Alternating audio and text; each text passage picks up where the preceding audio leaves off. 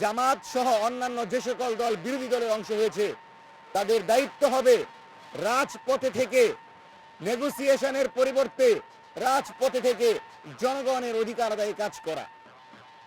আপনারা নেগোসিয়েশন করে আসন বন্টন করেন আর ভাগাভাগি করে আসন বন্টন করেন, সেটা আমাদের দেখার বিষয় না। দেখার বিষয় হচ্ছে আসন বন্টন করার পর সংসদে যাওয়ার পর বাংলাদেশের জনগণ কতটা নিরাপদ থাকে, আমার কামার কুমার জেলে কাছার অধিকার কতটুকু বাস্তবায়ন হয়, জনগণের কাছে আপনারা যে কমিটমেন্ট দিয়েছেন সেই কমিটমেন্ট কতটুকু আদায় করতে পেরেছেন, এটা আমাদের দেখার বিষয়।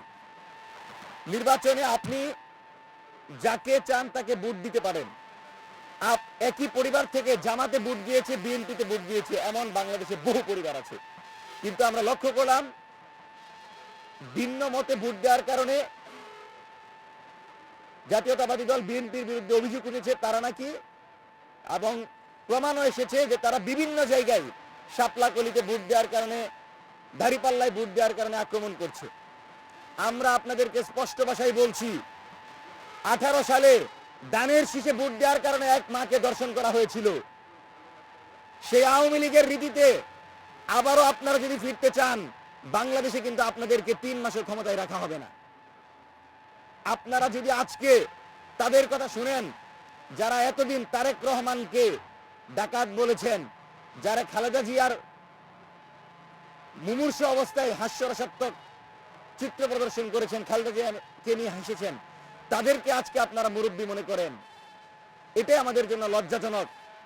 যে শহীদ প্রেসিডেন্ট জিয়াউর রহমান আমাদেরকে শিখিয়েছেন আধিপত্যবাদের বিরুদ্ধে লড়াই করা, সেই শহীদ প্রেসিডেন্ট জিয়াউর রহমানের দলের লোকেরা যখন আধিপত্যবাদকে প্রশ্রয় দিয়ে আমার দেশের মা বোনদের উপর আঘাত করে, তখন এটা আমাদের কলিজায় লাগে।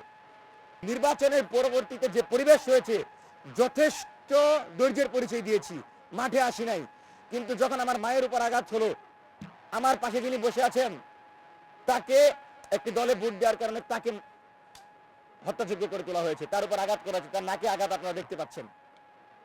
তো একটা মার উপর যখন আঘাত আসে, একটা নারীর উপর যখন আঘাত আসে, তখন তো আমাদের মনে হয় যে এই ক্ষমতায় যেতে চাও এই দলকে ছাত্রলীগের মতো, আওয়ামী লীগের মতো যদি আমাদেরকে প্রবেশ করাতে চায়।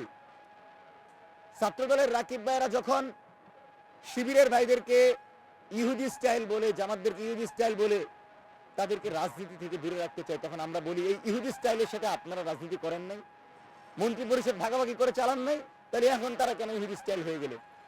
আপনারা যদি ইনান সাদ্দামের মতো ট্যাগিং এর রাজনীতি করতে চান, তাহলে বাংলাদেশের জনগণ কিন্তু সেটাকে উত্তর দেওয়ার অপেক্ষায় আছে।